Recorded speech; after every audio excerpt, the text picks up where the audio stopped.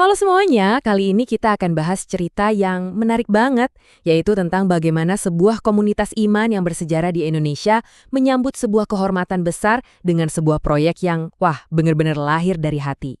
Jadi, pertanyaannya kan, gimana sih caranya sebuah komunitas yang usianya sudah lebih dari 100 tahun merayakan sebuah anugerah yang begitu sakral?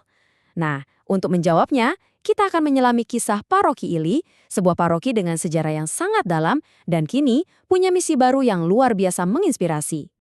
Oke, sebelum kita bahas proyek keren mereka, kita harus kenalan dulu sama akarnya. Kita perlu mundur sejenak untuk melihat sejarah panjang Paroki Ili di Flores, Indonesia. Coba kita lihat perjalanannya. Paroki ini tuh bukan baru kemarin sore loh, resmi berdiri tahun 1921. Jadi umurnya sudah lebih dari 1 abad. Bahkan gedung gereja yang ada sekarang itu dibangun tahun 1941. Ini adalah komunitas yang benar-benar sudah teruji oleh waktu. Dan sekarang, coba lihat skala komunitasnya. Ini bukan cuma satu bangunan gereja kecil ya. Kita bicara soal lebih dari 6.000 jiwa. Hampir 2.000 keluarga yang tersebar di puluhan lingkungan dan komunitas-komunitas basis. Ini adalah sebuah jaringan kehidupan yang sangat hidup dan luas. Nah, dari sejarah panjang tadi, sekarang kita lompat ke sebuah momen penting baru-baru ini. Sebuah perkembangan yang mengubah segalanya bagi komunitas ini. Biar kita semua paham konteksnya, apa sih tahun yubileum 2025 itu? Sederhananya, ini adalah sebuah perayaan besar bagi gereja Katolik di seluruh dunia.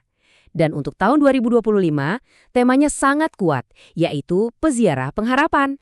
Nah, ini dia intinya. Di tengah perayaan global itu, Paroki Ili yang bersejarah ini ternyata menerima sebuah rahmat istimewa dari Keuskupan Maumere.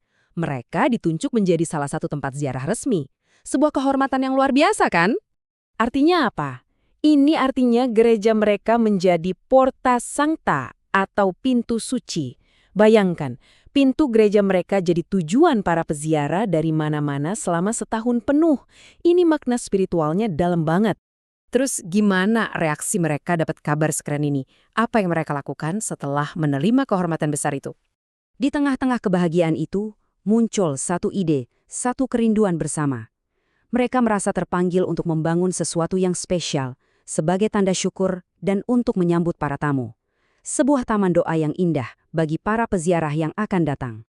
Dan ini bukan cuma wacana loh, mereka langsung gerak cepat. Lokasi langsung ditentukan, komunitas langsung gotong royong membangun tembok penahan dengan sumber daya mereka sendiri, lalu pekerjaan dilanjutkan dengan peletakan fondasi. Mereka nggak nunggu-nunggu, mereka langsung membangun. Proyeknya udah berjalan, keren banget. Tapi, untuk mewujudkan visi besar ini sampai tuntas, mereka sadar kalau mereka butuh bantuan yang lebih luas, menjangkau keluar dari komunitas lokal mereka. Nah, untuk siapa saja yang tergerak hatinya untuk ikut membangun mimpi ini, paroki sudah menyediakan jalur resmi. Jadi, kalau Anda ingin berkontribusi, semua informasinya ada di sini, jelas dan transparan, langsung di bawah naungan Keuskupan Maumere. Dan cara mereka mengajak orang untuk berdonasi itu, wah, puitis dan menyentuh sekali.